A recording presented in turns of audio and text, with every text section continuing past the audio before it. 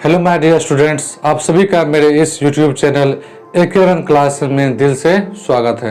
आज हम लोग इस वीडियो के माध्यम से क्लास 12 के हिंदी बुक के अंतर्गत काव्यखंड के चैप्टर नंबर 3 पद, जिसके लेखक हैं तुलसीदास, उस चैप्टर के सभी महत्वपूर्ण ऑब्जेक्टिव क्वेश्चन को देखने वाले हैं। ये क्वेश्चन जो है आपके आने वाले बोर्ड एग्जामिनेशन के लिए काफ़ी इम्पोर्टेंट है। अतः आप इन सभी क्वेश्चनों को ध्यान से एवं बारी बारी से देखेंगे। तो आइए हम लोग स्टार्ट करते हैं। इसका पहला क्वेश्चन है, देख लीजिए, तुलसीदास का जन्म कब हुआ था। इसका पहला क्वेश्चन है, तुलसीदास का जन्म कब हुआ था। इसका आंसर होगा 1543 ईस्वी में तुलसीदास का जन्म हुआ था। क्वेश्चन में आते हैं सेकेंड पे, तुलसीदास का निधन कब हुआ था, यानी तुलसीदास की मृत्यु कब हुई थी। तो इसका आंसर होगा 1623 ईस्वी। आप इसको अपने कॉपी में नोट करते जाएंगे। नेक्स्ट क्वेश्चन है, तुलसीदास का जन्म स्थान कहाँ है। तुलसीदास जो है उनका जन्म कहाँ पर हुआ था। तो इसका आंसर होगा राजापुर, बांदा, उत्तर प्रदेश। इसको आप लोग कॉपी में नोट कर लेंगे। नेक्स्ट क्वेश्चन आते हैं हम लोग, तुलसीदास का मूल नाम क्या था। मूल नाम होता है जो उसके लोग घर में किस नाम से पुकारते हैं, उसी को हम लोग बोलते हैं मूल नाम। तो तुलसीदास का मूल नाम था राम बोला। इसको आप लोग याद रखेंगे। अब हम लोग बढ़ते हैं नेक्स्ट क्वेश्चन की ओर। तुलसीदास के माता पिता कौन थे, यानी तुलसीदास के माँ का नाम क्या था, तुलसीदास के पिता का नाम क्या था। तो इसका आंसर होगा, माँ का नाम था हुलसी एवं इनके पिता का नाम था आत्माराम दुबे। पिता का नाम था आत्माराम दुबे। तुलसीदास के पत्नी का क्या नाम है। तो पत्नी का नाम अगर पूछा जाए तो तुलसीदास के पत्नी का नाम था रत्नावली। इसको आप लोग नोट कर लेंगे। क्वेश्चन नंबर 7 पे आते हैं, रत्नावली के पिता का क्या नाम था। तो इनके पिता का नाम था दीनबंधु पाठक। इनके पिता का क्या नाम था, तो दीनबंधु पाठक। नेक्स्ट क्वेश्चन है, तुलसीदास को किस दासी ने पाला। आप लोगों को पता है कि तुलसीदास क्या हो गए थे, अनाथ हो गए थे।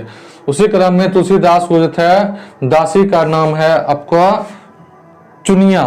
तो दासी का नाम आपका है चुनिया, तो उसी दासी ने इनको पाला। नेक्स्ट क्वेश्चन है, तुलसीदास के दीक्षा गुरु कौन थे, यानी तुलसीदास को दीक्षा किसने दी थी। इसका आंसर होगा नरहरि दास। इसका क्या आंसर होगा, नरहरि दास। क्वेश्चन नंबर नेक्स्ट पे आते हैं, क्वेश्चन नंबर 10 पे आते हैं, तुलसीदास का अस्थाई निवास कहाँ था, कि तुलसीदास जो थे कहाँ पर निवास करते थे। तो इनका आंसर होगा काशी। काशी जो था तुलसीदास का अस्थाई निवास था। अब हम लोग क्वेश्चन नंबर आते हैं 11 पे, रामचरित्र किसकी रचना है। रामचरित मानस जो फेमस पुस्तक हुआ है, तो रामचरित किसकी रचना है। तो इसका आंसर होगा तुलसीदास। उसके बाद देखिए, गोस्वामी की उपाधि किसे दी गई है, यानी कि गोस्वामी जो है किसे कहा गया है। तो इसका आंसर होगा आपका तुलसीदास। फिर देखिए, हिंदी के शीर्षस्थ जातीय महाकवि कौन है। इसका भी आंसर होगा आपका तुलसीदास। हिंदी का इसको शीर्षस्थ जातीय महाकवि के नाम से इसको जाना गया है। नेक्स्ट नंबर 14 में है कि वाल्मीकि का अवतार, एक इंपोर्टेंट क्वेश्चन है, याद रखिएगा कि वाल्मीकि का अवतार किसे कहा गया है। इसका आंसर होगा तुलसीदास, क्योंकि वाल्मीकि के द्वारा जो लिखी गई थी पुस्तक, उसका नाम था रामायण, जो काफी फेमस हुए थे। उसके बाद रामचरितमानस को ही हम लोग ज्यादा तवज्जो देते हैं, इसलिए उसको वाल्मीकि का अवतार कहा गया है। नेक्स्ट क्वेश्चन है, तुलसीदास काशी में कितने वर्षों तक रहे। इसका आंसर होगा 15 वर्ष, यानी तुलसीदास जो थे काशी में लगभग 15 वर्षों तक रुके थे। नेक्स्ट क्वेश्चन है कि अम्ब शब्द का प्रयोग किसके लिए किया गया है। तो अम्ब शब्द का प्रयोग जो है सीता माँ के लिए किया गया है, इसको याद रखिएगा। तुलसीदास किस शाखा के कवि हैं। तुलसीदास जो है किस शाखा के कवि हैं। इसका आंसर होगा राम मार्गी शाखा। तुलसीदास जो थे वे राम मार्गी शाखा के कवि हैं। दूसरे में है 18 नंबर में, दूसरे पद में कवि ने अपना परिचय किस रूप में दिया है। हम लोग पढ़े हैं पार्ट 1 पार्ट 2, तो पार्ट 2 में कहना है क्वेश्चन की कवि ने अपना परिचय किस रूप में दिया है। इसका आंसर होगा भिखारी। मैंने आपको बताया भी था। क्वेश्चन नंबर 19 में है तुलसीदास को किस चीज की भूख है। तुलसीदास को है जो है सबसे ज्यादा किसकी भूख है, तो इसका आंसर होगा भक्ति की। तुलसीदास जो है श्री राम से भक्ति का एक कोर मांगते हैं, भक्ति का एक निवाला मांगते थे। क्वेश्चन नंबर 20 है तुलसीदास का पठित पाठ किस भाषा में है, तो अवधी भाषा, अवधी भाषा में उनकी रचनाएं की गई है। नेक्स्ट क्वेश्चन है 21 में तुलसीदास ने प्रथम पद में किसकी स्तुति की है। तुलसीदास जो थे वे प्रथम पद में यानी कि पहले वाले पाठ में किसकी स्तुति की है, तो इसका आंसर होगा माता सीता की उसने क्या किया था, स्तुति किया था। क्वेश्चन नंबर आते हैं 22 पे तुलसीदास के पदों में कौन सा रस है, तो इसका आंसर होगा भक्ति रस। नेक्स्ट क्वेश्चन है रामचरितमानस का प्रधान रस क्या है, मेन रस क्या है, तो इसका आंसर होगा श्रृंगार रस। क्वेश्चन नंबर 24 पे आते हैं रामचरितमानस क्या है, तो महाकाव्य, यानी रामचरितमानस को जो है महाकाव्य कहा गया है। नेक्स्ट क्वेश्चन है कि मानस की रचना का समय यानी कब ये रचा गया था, इसका होगा संवत 1631 ईस्वी में इसकी रचना की गई थी। तो रामचरितमानस की भाषा क्या, रामचरितमानस जो पुस्तक है उन्हें किस भाषा में लिखा गया है, तो इसका आंसर होगा अवधी, यानी अवधी भाषा में से लिखा गया था।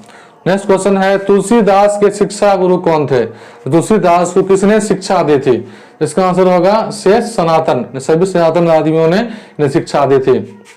क्वेश्चन नंबर 28 है तुलसीदास किस काल के कवि थे, तो इसका आंसर होगा भक्ति काल। तुलसीदास जो थे वो भक्ति काल के कवि थे। नहीं, मैं आपको एक शॉर्टकट बताता हूँ, जहां भी दास रहे, सूरदास, नाभादास, कालिदास, तुलसीदास, कबीरदास, वे सभी क्या होंगे, तो भक्ति काल के ही कवि होंगे, सो याद रखिएगा। फिर है तुलसीदास का जन्म किस नक्षत्र में हुआ था, इसका आंसर होगा मूल नक्षत्र में का जन्म हुआ था। और लास्ट क्वेश्चन है तुलसीदास की मृत्यु किस घाट पे हुई, इसका ये आंसर होगा अस्सी घाट। जो अस्सी घाट कहाँ पर है, काशी में, आपको मालूम है। तो ये थे आपके महत्वपूर्ण 30 ऑब्जेक्टिव क्वेश्चन, और हमको लगता है कि क्वेश्चन इससे कोई बाहर नहीं पूछा जाएगा। और आप लोग क्या कीजिएगा कि मैंने जो है कवि परिचय में तुलसीदास के द्वारा लिखित लगभग जितनी पुस्तकें थी सबों का चर्चा कर दिया गया है। अब वहां जाकर उनकी सारी पुस्तकों को याद कर लेंगे, और यहाँ से जो है आपको दिया गया है महत्वपूर्ण 30 ऑब्जेक्टिव क्वेश्चन, और इनकी सहायता से आप अपने बोर्ड एग्जामिनेशन में आसानी से क्या कर सकते हैं, तो हिंदी का जो विषय आता है उसमें आसानी से नंबर हासिल कर सकते हैं।